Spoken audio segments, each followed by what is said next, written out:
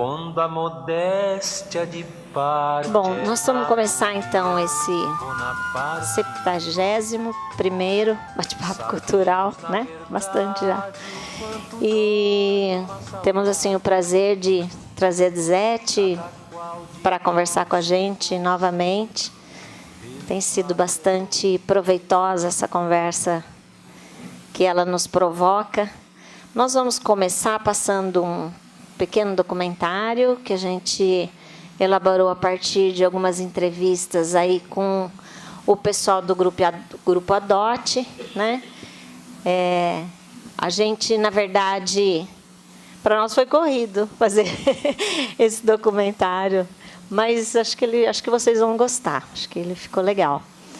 E a gente também está com esse bate-papo compondo, né, a Semana da Adoção, que é um projeto, uma lei feita aí pela Raquel, né, e que teve várias atividades essa semana.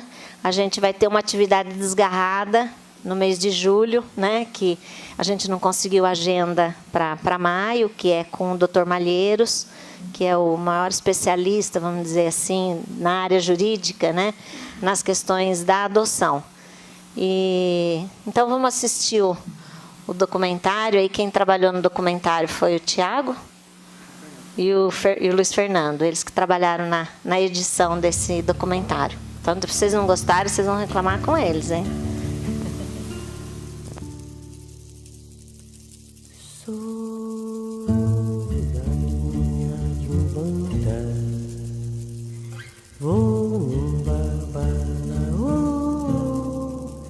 Para pedir pra ela voltar pra mim, porque assim eu sei que vou morrer de dor.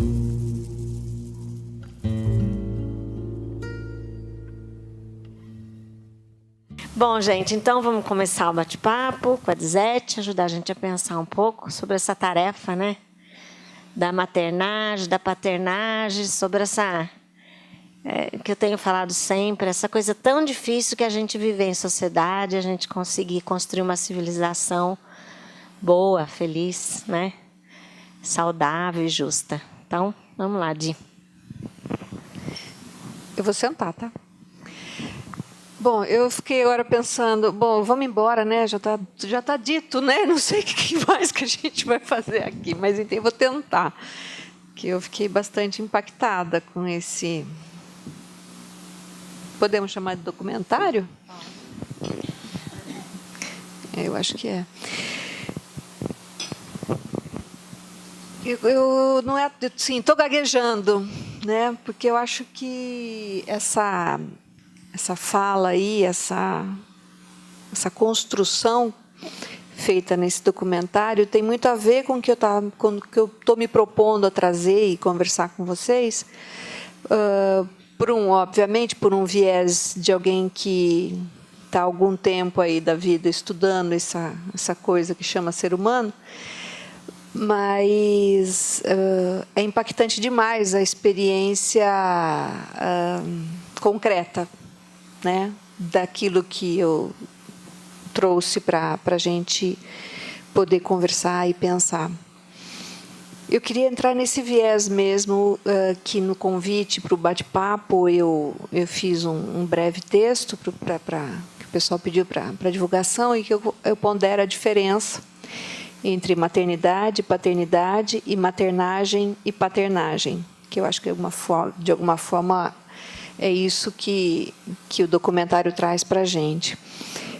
Porque eu entendo que a gente tem que olhar para esse exercício, né, que é a maternagem e a paternagem, como algo que todos nós fazemos. Adotivos, biológicos, o tal do coração, o tal da barriga. Eu quero trazer uma conversa agora que assim, para além disso, que eu entendi que o final aqui do documentário, de alguma forma, faz essa provocação, né? Porque mesmo os biológicos, né, a gente tem que adotar, né? E aí eu quero dizer adotar em que sentido, né? Eu tenho que assumir uma posição subjetiva diante dessa tarefa que é de todo dia e não acaba.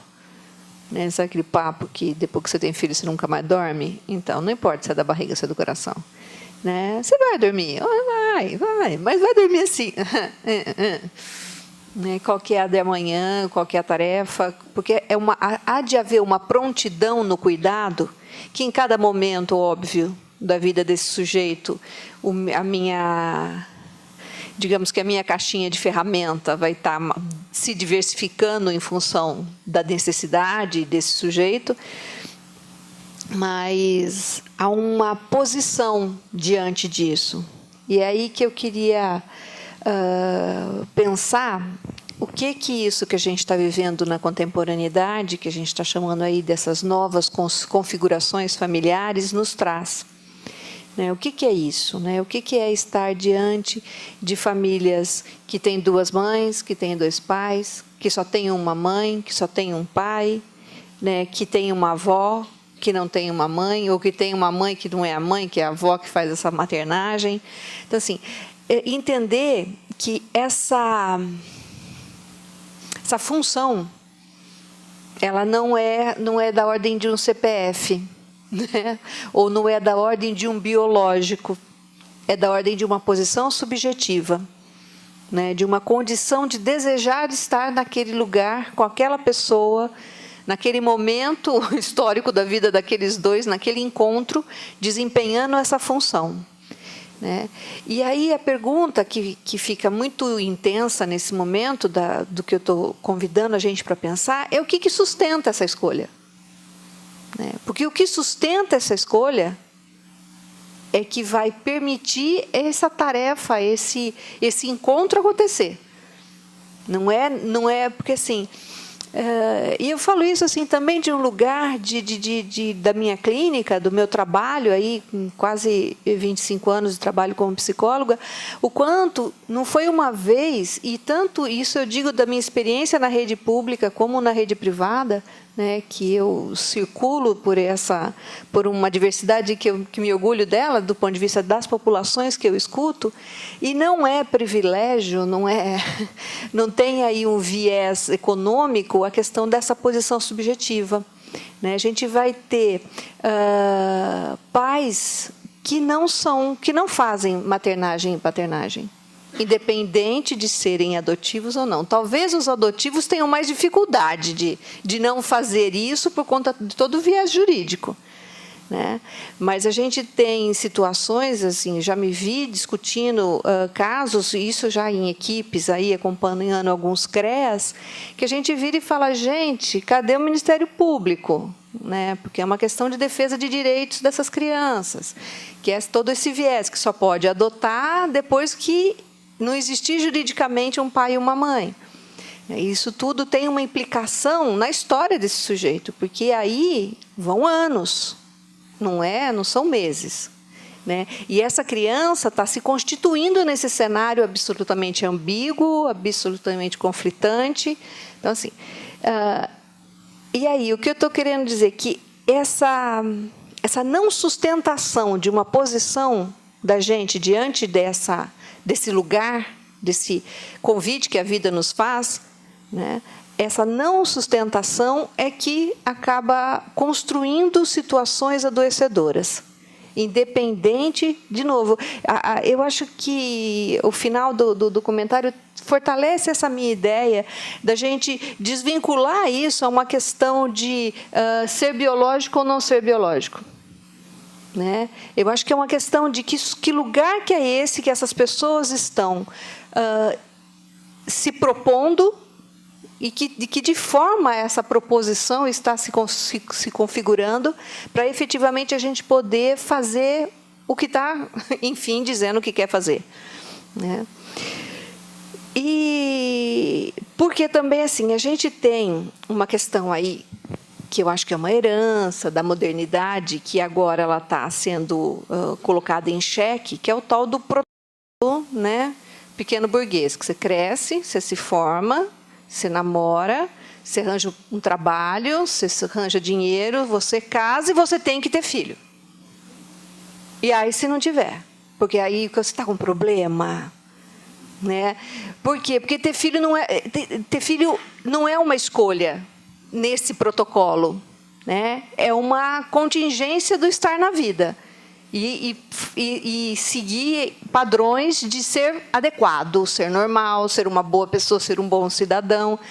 Né? E aí que vem esse viés que a gente vê agora, que sim, por exemplo, as relações homoafetivas, elas rompem com todo esse protocolo, obviamente. Né? E, de novo, é uma escolha, né? É uma posição desejante. Né? Então, todos esses atravessamentos, né? Eles, a função desses protocolos, vamos dizer assim, como todo protocolo, é para fazer padrão. Então, o padroniza e não permite, interdita a condição de singularidade. Quando eu falo singularidade, eu estou falando a condição de cada um ser, na sua diferença, nessa condição de diferente, ter um lugar nas relações. Tá? Aí tem um conceito que, para mim, é muito caro, que é o conceito de alteridade. Né? É muito mais do que ser solidário, na minha opinião. Né? É a potência da gente se colocar no lugar do outro sem se misturar com o outro. Então, ter alteridade, desenvolver isso, não é ter tolerância à diferença. Porque eu costumo dizer que tolerância já não é... já melou a frase. Né? Então, assim, essa posição de conceber a singularidade do outro, a diferença, como condição da vida na sociedade, na cultura, né, é da ordem de um pacto civilizatório. É condição para a civilidade a gente fazer esse exercício de alteridade que é cotidiano. Então, quando a gente vê o preconceito com as crianças adotivas, né, as famílias que têm essa história na escola, de que ordem que é isso?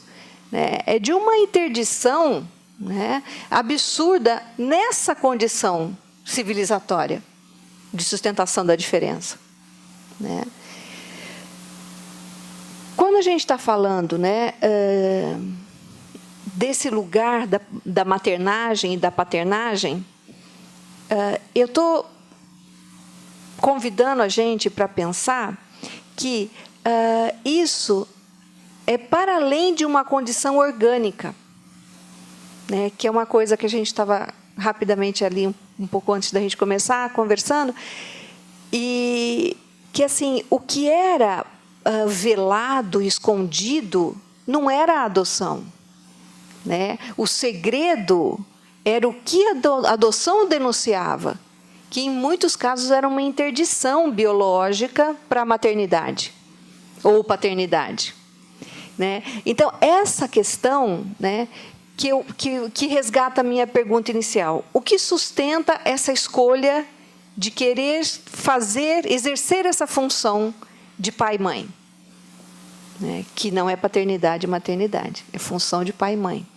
Né, que cada um, e aí, se a gente fosse desenvolver mais isso, a gente vai ter na psicanálise um banquete, que a gente fala de função materna e função paterna, né, que é essa coisa do cuidado e da entrada no pacto civilizatório e tudo mais, essa coisa da importância da gente ter um bordeamento, né, fazer um contorno para esse sujeito poder existir.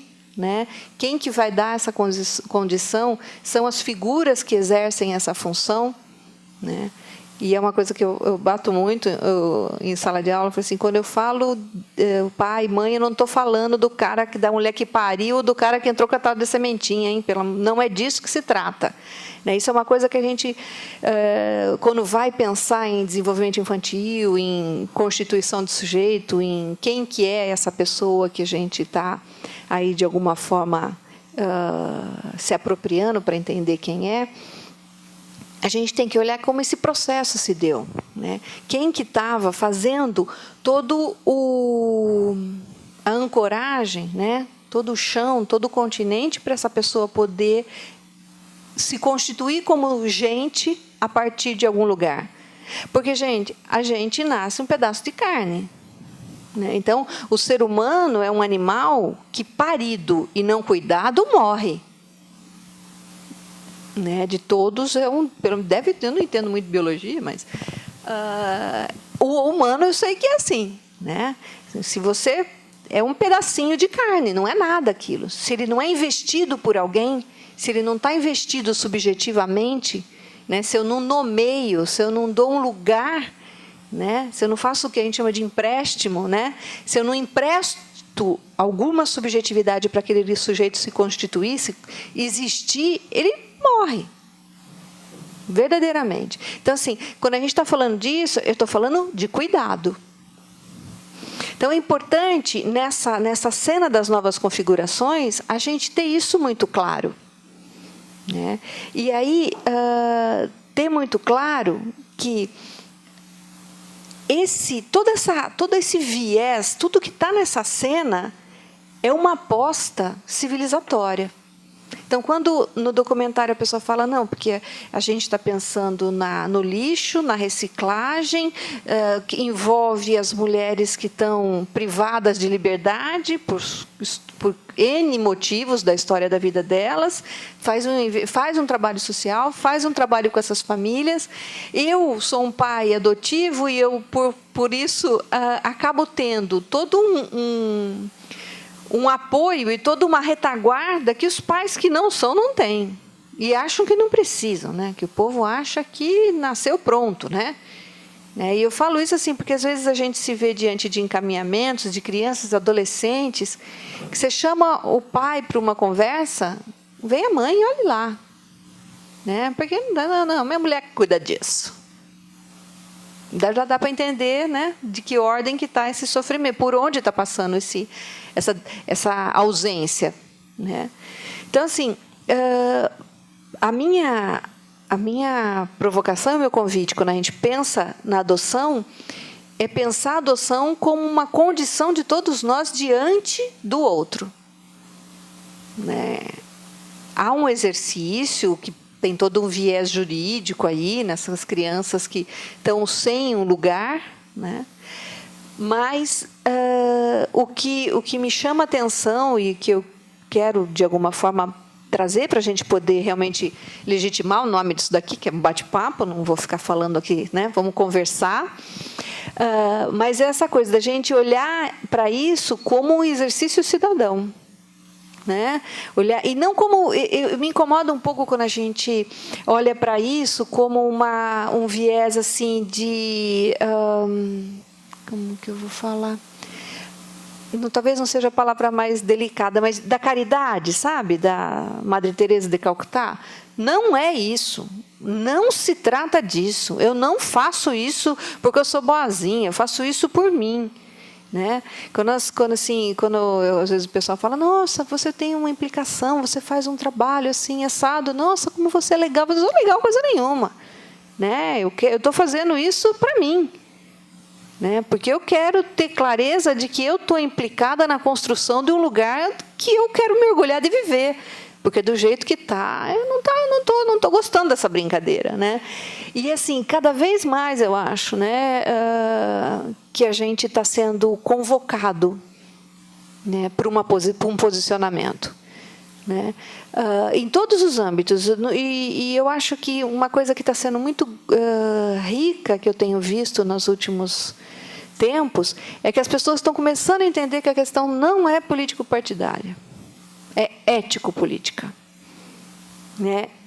Com todo respeito, né, as necessidades das questões político-partidárias, elas têm seu lugar, mas assim, o que a gente está sendo convocado singularmente, né, é ter um posicionamento ético-político diante das questões da civilização, da condição de civilidade.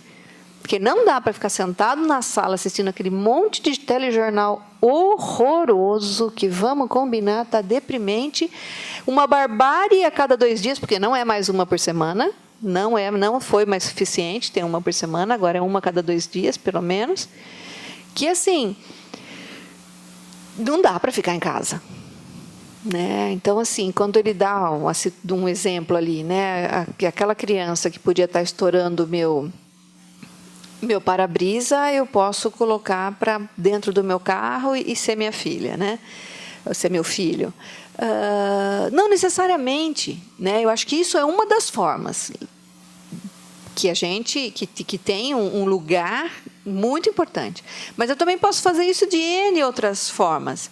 Mas, assim, todas elas implicam num posicionamento ético-político, né? E, assim, deixar muito claro que o que eu estou chamando de posicionamento ético-político é ter fazer esse exercício de alteridade cotidianamente, né? Fazer esse exercício de olhar para o outro e não olhar para o outro como alguém ameaçador que eu tenho que me defender, que eu tenho que eliminar da minha vista, e aí produzir os grandes guetos, produzir as Cracolândia da vida, produzir manicômios, produzir presídios lá, sei lá onde, né? Se puder, coloca em órbita. O problema é que volta, né? O lixo todo volta, uma hora ou outra, né? E é disso que se trata. Não adianta... é só um adiar e produzir e retroalimentar o adoecimento, né? Então, assim, quando eu me vejo diante do tema da adoção, eu me vejo diante de um tema de uma questão que diz de um posicionamento ético-político. Eu acho que era isso. Era isso e muito mais, né? Mas sempre pensando que a alteridade, no viés de poder conceber um mundo que é absolutamente ninguém é igual. Não há possibilidade de protocolo, de padronizações. Cada um vai viver as experiências dentro da sua condição de vivê-las, né? Nós nos reunimos em grupos. Somos seres sociais, ponto, né? Existir no coletivo é uma condição, porque é no encontro com o outro que eu consigo definir quem eu sou, a partir da diferença. Não é a partir... No encontro eu posso até achar que eu estou vendo o que é igual, mas é nessa construção do que faz esse bordeamento entre eu e o outro que faz que eu construo a diferença e consigo olhar para que singularidade me cabe nessa história, né? Então, esse exercício constrói espaços de civilidade e não de barbárie, porque o viés da barbárie é da intolerância total à condição humana de ser diferente. Lembra a máxima do poeta que de perto ninguém é normal? É disso que se trata. Porque a normalidade diz de uma busca de padronização. Então, o certo é ter família quadradinha não, triangular, né? Papai, mamãe, filhinho, né? Dançou, né? Acabou, não dá, né? A pós-modernidade não sustenta esse...